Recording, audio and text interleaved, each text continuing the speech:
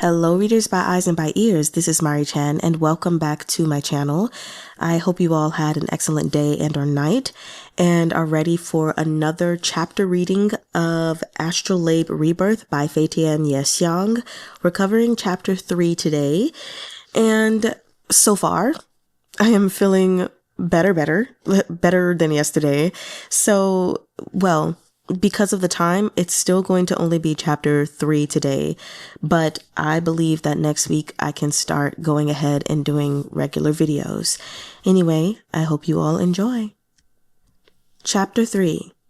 The Fall of the Patriarchy. After Akka was thrown in a prison cell, he stared without moving for quite some time. He didn't understand why he had stepped forward to confess that Heishi was looking for him. He hugged his knees and sat in the corner, his mind stuck on one thought in particular. What would his own end be like? Humans were intelligent animals. For the sake of preserving his own life, he had long since memorized the many articles of the law. As Akka thought it over again and again, he felt that the problem at the moment was not necessarily that he would be disposed of, because the law did not mention the punishment for humans who attempted to escape unsuccessfully to the outside world. The only crime that they could link to him was the crime of leaving the borders of the ant nest, but Akka had been very careful not to reveal any of his movements in front of the surveillance cameras.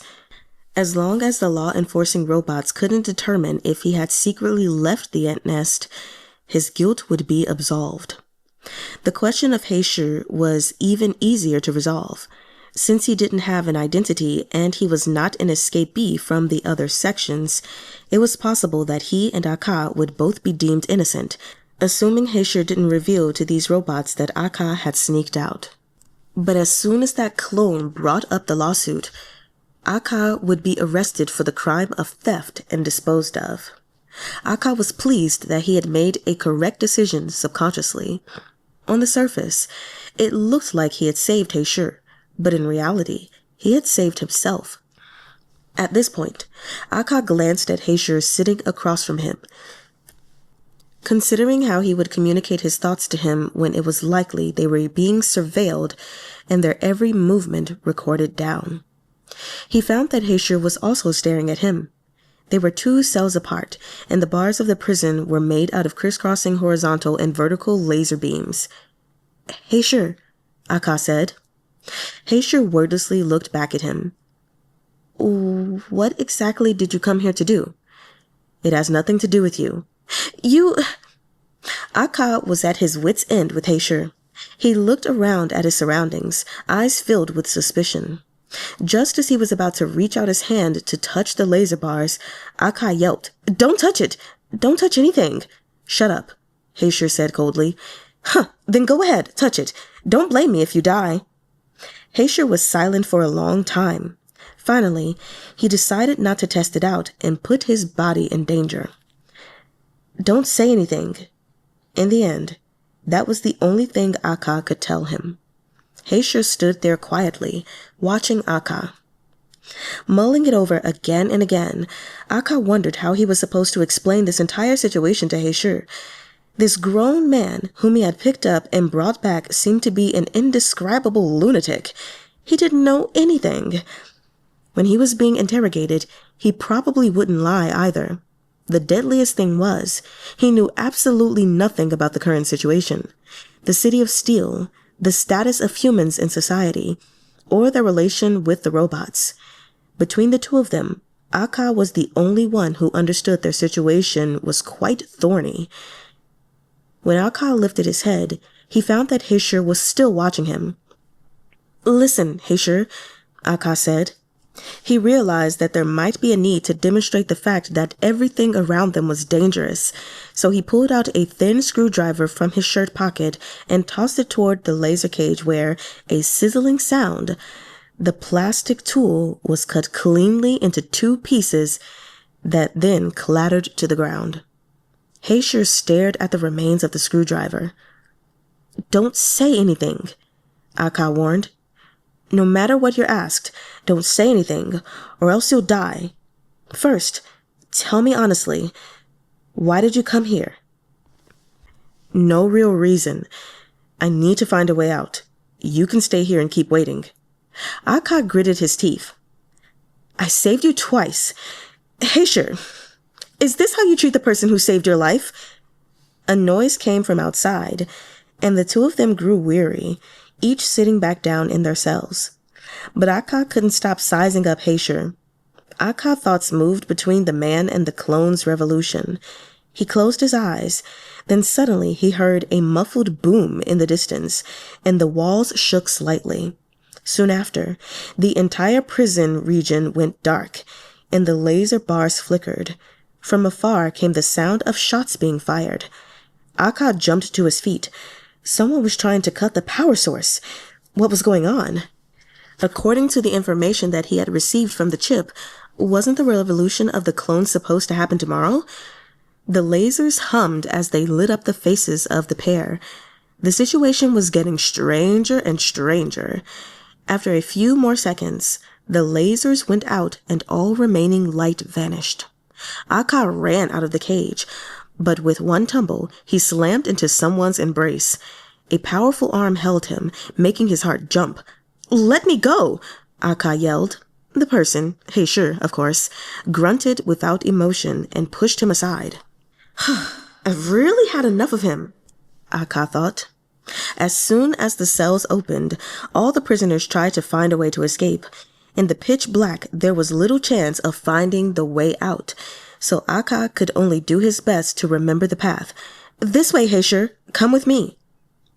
He ran toward the exit on the left, but near the exit, he heard the sound of robotic treads moving, as if there had been many patrolling guards coming their way. Turning on his heel without thinking, he ran back into the depths of the prison. There's danger! Turn around! Akka raced into the depths of the tunnel, where there were rows upon rows of prison cells. As soon as the lasers had disappeared, all the humans inside had grown agitated, and the prison was filled with chaotic shouts as they pushed and shoved at each other. Akka staggered when someone shoved him, and he steadied himself on another person. Heisher! Heisher! Akka shouted, but there was no response. He had probably run off, but Akka couldn't spare any more time to find him in the darkness. A jumble of voices were shouting, We're free! Get out quick! Something's gone wrong with the energy system. Everyone be careful! Get down! In that moment, Akka felt someone with a robust physique throw themselves onto him, and they rolled about on the ground as lasers scattered like fireworks overhead. The robotic guards opened the main door to the hallway, and the light beams zipped through the air as pained cries and fresh blood spilled all around. Akka's heartbeat seemed to stop in that instant. He felt some slippery fluid on his skin, and his head spun. Heisher, is this your blood? Here. Heisher's voice was as flat as usual, so much so that it seemed unreal. Still unable to see, Akka felt someone lift him before they leaped into the air. Heisher tugged him into some enclosed place, and then that sensation was followed by a period of tumbling about. The main entrance shut tightly, and Akka realized that they had entered the tunnel outside the prison complex.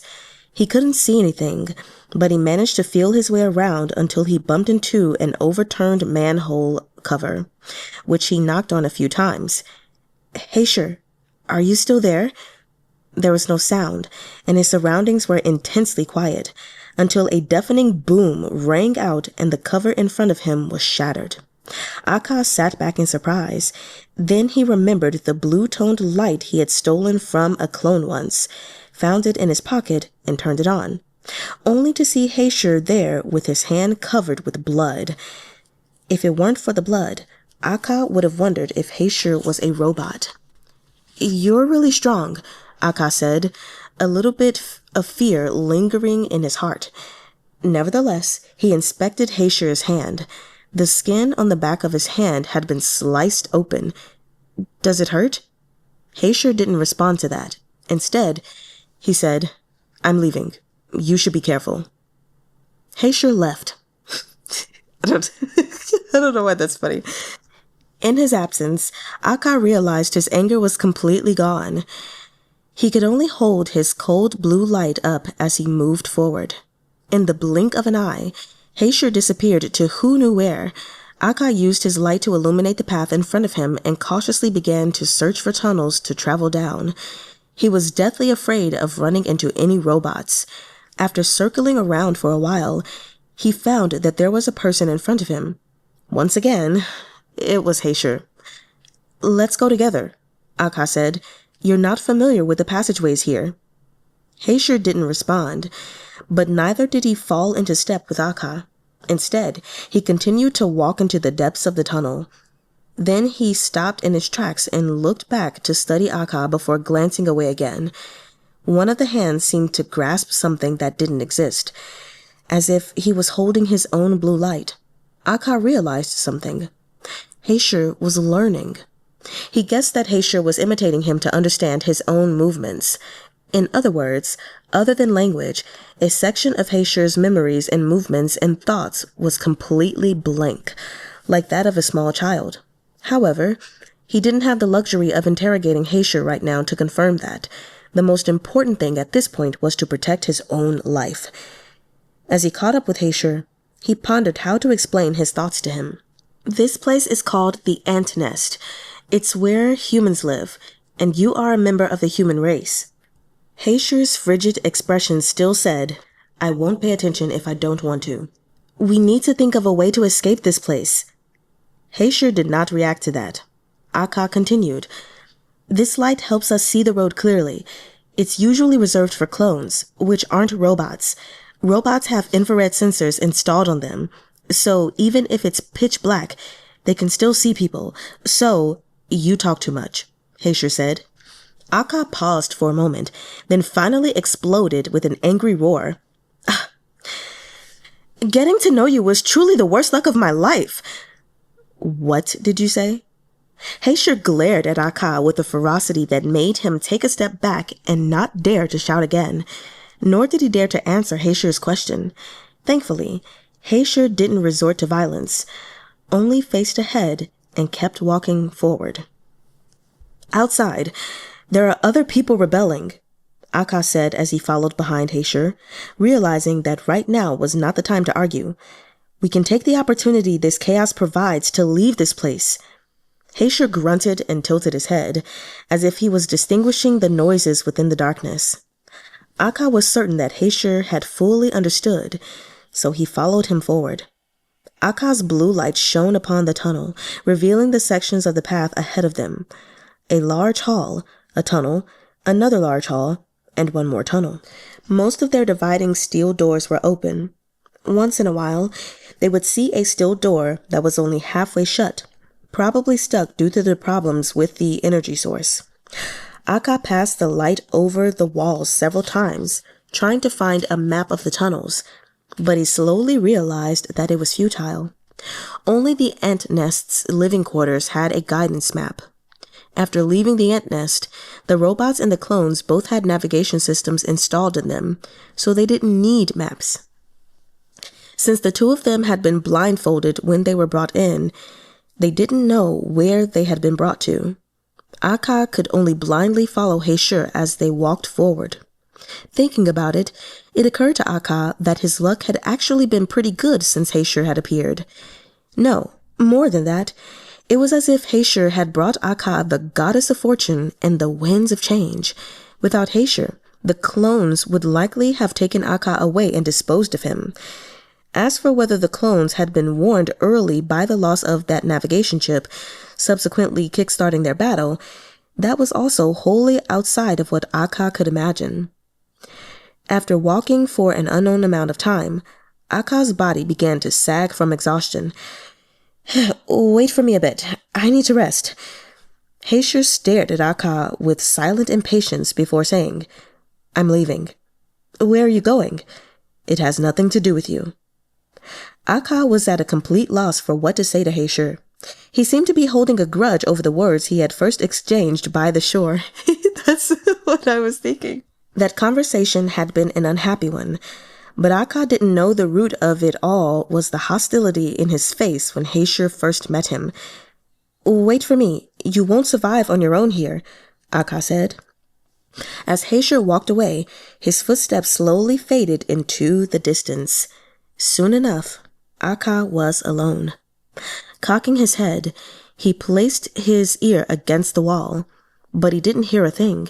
In front of him was a long tunnel used to transport supplies for basic living needs.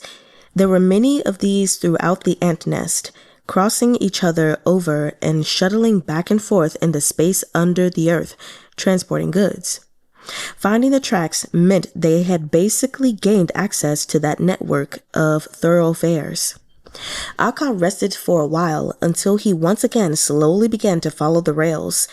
He didn't expect to run into Heishi, but there he was, tilting his head up to study something that looked not like an exit, but an electrical box.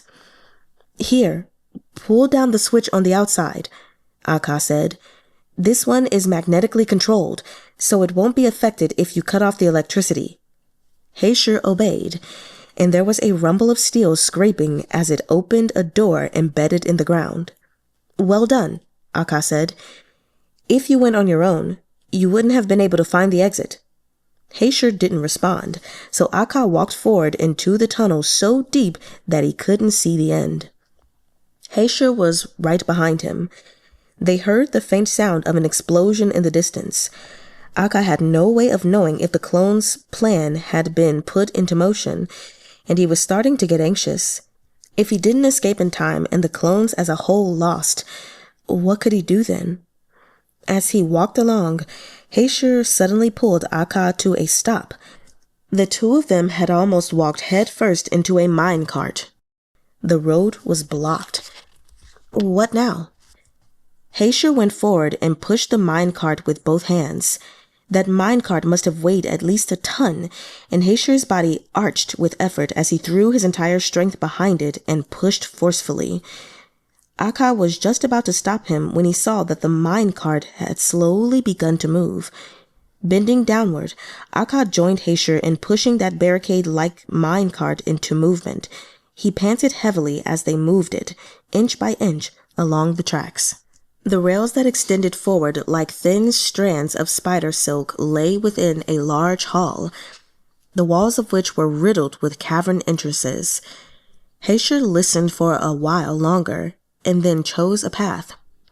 Akka stood at the entrance of one of those caverns, hearing moans coming from inside. Could that be the exit? Their surroundings gradually chilled. The climate control system had been temporarily halted due to the lack of power. "What's wrong?" Heishi asked. "It's cold." Heishi callously walked away, obviously not understanding the meaning of cold. "Oh, why did you even ask?" Akka thought, buzzing with misery and irritation. As he shivered, his attention fell on the sackcloth clothes that he had given to Heishi, which he hadn't stopped wearing. Though his body was strong, Akka figured he should still find Heishi some other clothes to put on. It would have been even more of a pain if he got sick. As they continued along the rails in that tunnel, the space was so dark Akka couldn't see his fingers with his hand outstretched in front of him, and he tripped over something. The bodies of several clones lay on the tracks, and Akka heard someone moan, "Save me, save me." Akka took a deep breath as his heart began to race. That surviving clone turned his head and saw Akka and Heishi. "Which squad are you from?" His head had been destroyed, one eye protruding from its ruined socket, and his abdomen had been shot clean through by a bullet. Seeing that Akka was not a clone, he said, "No, humans." His trembling hand lifted as if he wanted to grab Akka, but Heishi pulled Akka a short distance away. What happened? Akka was also desperate to know whether they had won or lost this battle. "Human," the clone said weakly. "You should go." His eyes closed. Akka lifted his blue light and shone it over their surroundings. It looked like this place had experienced a harsh battle. In front of them were many destroyed robot guards, and the circuits fizzled and sparked now and then in their destroyed cells. Peeling the clothes from the corpse of the clone who had spoken to him, Akka gave them to Heishi to wear. Heishi untied his sackcloth before extending his arms into the vest. He put it on. He eyed the clone, and Akka knew he had questions. As expected, in the next moment, Heishi opened his mouth. "Why do all these people look the same?" he asked, clearly suspicious and confused by the scene he saw before him. "They're clones, built by the robots to be their servants and messengers. How about you?" "I'm a human. Within the City of Steel, my class is below the clones." Class? A word that Heishi was unfamiliar with. Akka had Heishi put on his clothes properly, and as they walked, Akka haphazardly explained the concept of classes within the city, as well as the organization of human society into various constituents. He also described how the clones carried out the commands of the robots who helped them to control the humans, and how the clones completed certain tasks that the steel life forms were unable to perform on their own. The clones were controlled by a unified operation, and they were not afraid of being hurt or falling ill, and as soon as their organs were damaged, they could easily obtain replacements. Their blood types were all the same, and their organs could be swapped out at will, so the clones' existence was a much easier one to manage than that of the humans. They were just like living robots. "How did the clones come about?" Heishi asked. "They were created by humans. During the Golden Age, we conquered the sky and the land. There was nothing we couldn't do. The army of robots, with Father at their head, and the clones, they were both made by humans, to serve us. But the clones betrayed mankind first, and Father after that. Eventually, when the robots captured the clones' production lines, they brought the clones under their control." "What about humans?" "Humans like me." "Some of them stayed here and were forced to become slaves," Akka said. "I'm one of those. As for the rest, well, some escaped, and I hear they created a new country on the other side of the Great Ocean." Heishi nodded, and Akka's heart leapt as he recalled the moment Heishi washed ashore. Could he have come from that distant continent? The humans in the ant nest had all kinds of rumors about the mythical land on the other side of the Great Ocean. Some people said that place was a realm of magic, where nature itself was at their command, and the humans there could use their mental abilities to change the world. Others said that the escapees had all died, and the so-called mythical land was merely a misty and unrealistic legend. There were people who believed that the armies of the mythical land would one day arrive at the City of Steel, destroy Father, this great demon that they themselves had created many years ago, and free the humans here. Instead, it was the clones within the city that had first incited this bout of revolution. After he listened to Akka's explanation, Heishi's expression grew chillier. "Did you come from the mythical land?" Akka suddenly asked. During their escape, Akka had wondered many times about Heishi's origins. Maybe he was a lucky survivor who floated away from a ship that perished, or perhaps he came to the third mainland 3,000 years ago with some specific orders to fulfill. Either way, Heishi had completely forgotten everything, and all Akka could do was hope that someday in the future he would remember again. Aside from asking questions, Heishi spent most of his time deep in silence, observing the outside world. Akka didn't want to disturb him, so he let his question drop and tossed Heishi a pair of boots to wear. The air grew colder and colder, and the breaths that Akka puffed out turned into white fog. It was a good thing the two of them were wrapped in thick layers of clothing. When they pressed through the aftermath of a large battle, the ground was covered with the corpses of clones and the destroyed wreckage of robots as far as the eye could see. Clearly, this place had experienced a soul-shaking, huge conflict. The further they went, the more corpses they saw, until they came upon a dense pile of bodies outside a door. At the end of this otherwise ordinary hallway, there stood a door with no markings. Akka realized that this must be a very important place, but he wasn't sure why. Almost 100 clone corpses in robotic shells were strewn around, as if they had been protecting something vital. But there was just the blank door at the end of the hallway. Why would they have died here? Akka said aloud. When he looked back, he saw there was no path of retreat, so they could only stubbornly push ahead. Could the central control chamber that holds Father be inside? He wondered abruptly. However, he immediately dismissed that hypothesis. This was only a track interchange area for the goods transportation system.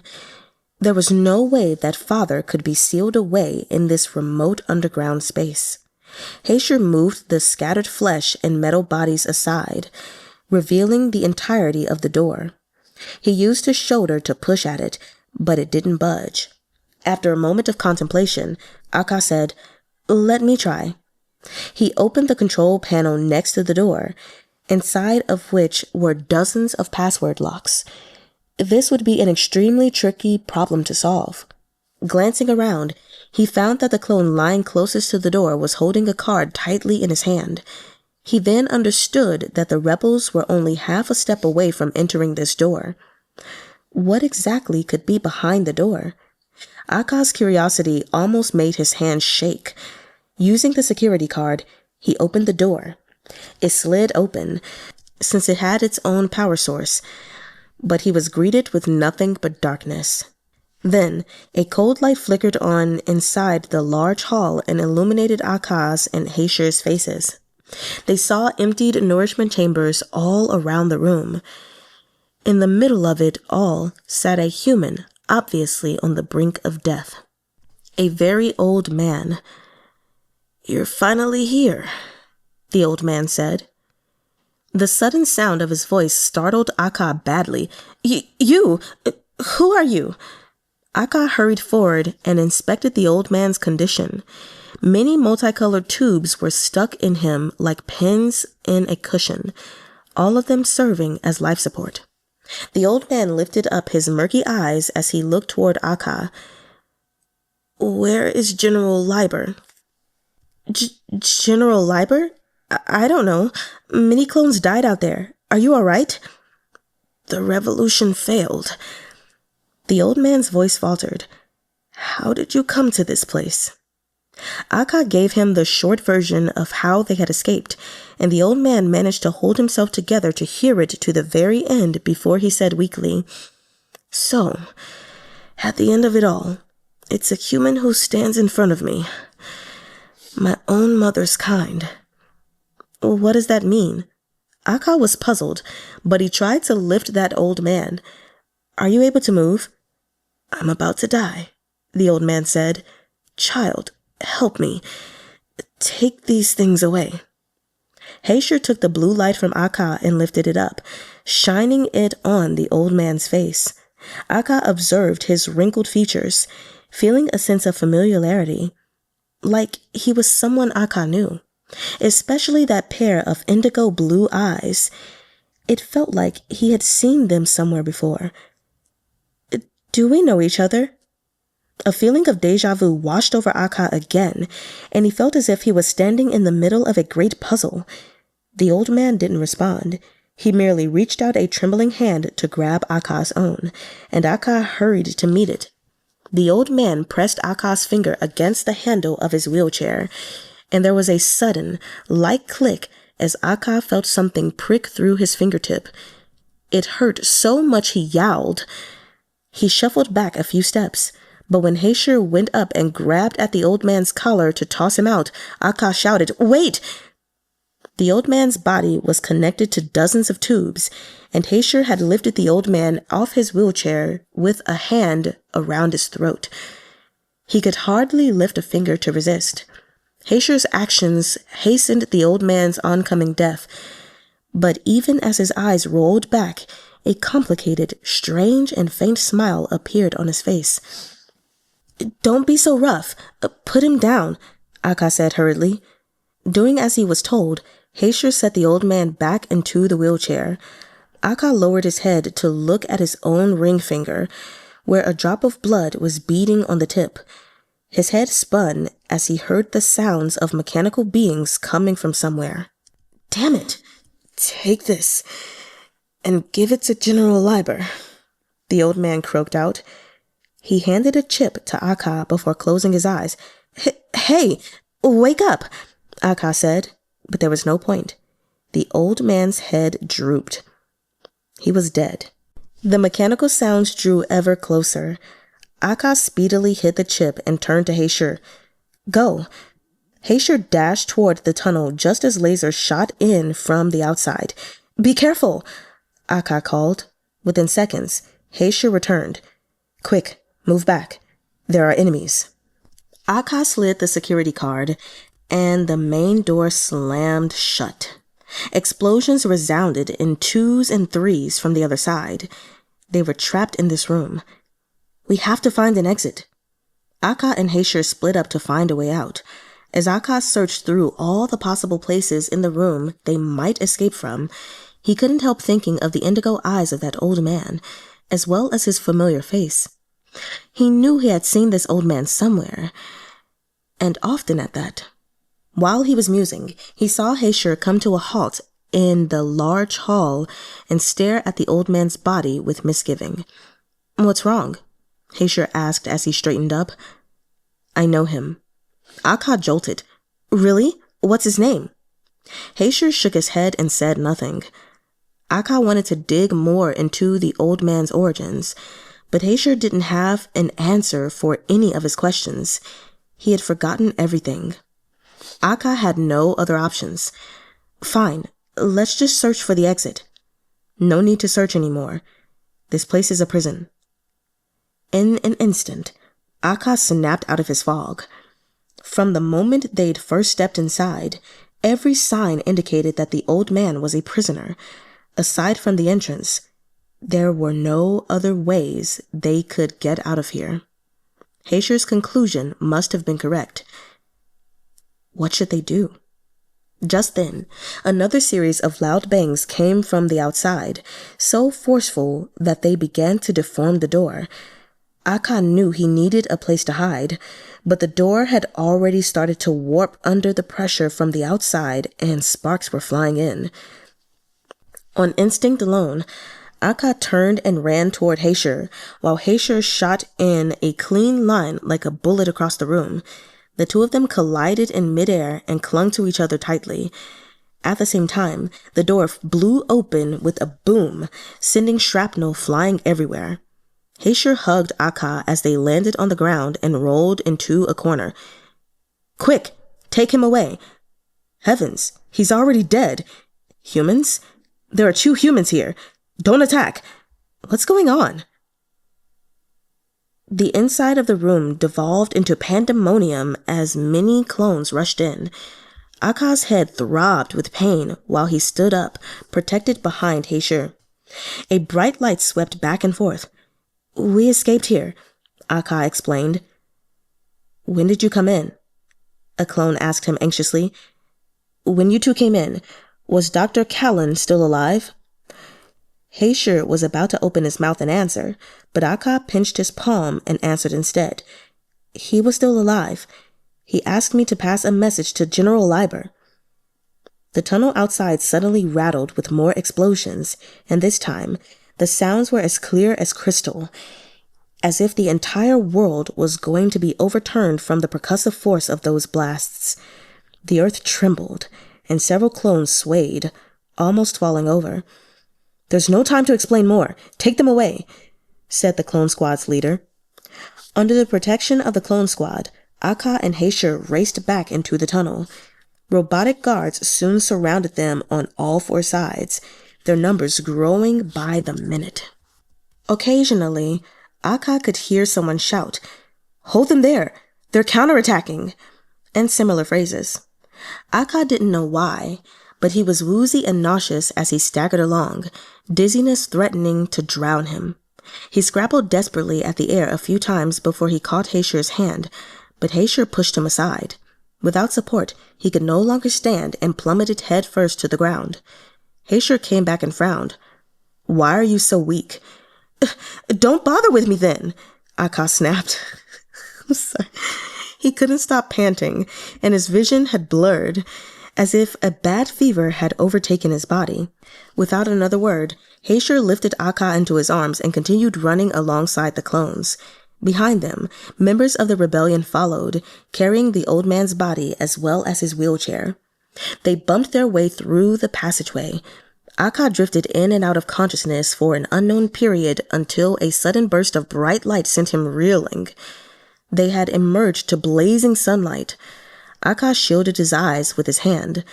Everything around them turned a brilliant white, like they had been enveloped in a burst of solar wind that came from a star. Akka had never breathed the fresh air of the surface so vividly before now, and he felt that the scorching sun was a pillar of fire radiating heat so strong it scorched his soul. "I'm going to die," Akka said, not knowing why he felt so weak. "Hang in there," Heishi said into his ear. All this time, Heishi had been hugging Akka to his chest, and as they moved forward, Akka could feel Heishi start sprinting. Next to Akka's head, he realized clones were talking. "He's only feeling a temporary burst of faintness. I can't see a reason for it. Humans, come with us. We're almost about to start. Let him soak up the sun. Don't move him now." The voices washed over Akka like waves lapping against the shore, and in an instant, he grew calm. This was the most mysterious moment he had experienced in his life. The movements of his surroundings seemed infinitely distant from him, but he also saw them with extreme clarity, as if a magnetic field extended from his mind across the vast expanse of the earth and sky, and he was keenly aware of every single minute movement within that field. Slowly, it retreated, and its final focal point only encompassed the outline of one person by his side. Heishi. His outline grew clear again, and he said something to Akka, whose 5 senses at last returned to him. Heishi's brows tightened into a pretty knot. "Are you all right?" I'm okay."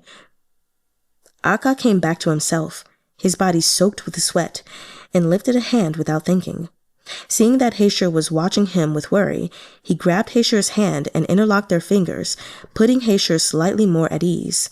With new clarity, Akka recalled his period of weakness and connected it to the needle that the old man had pricked him with.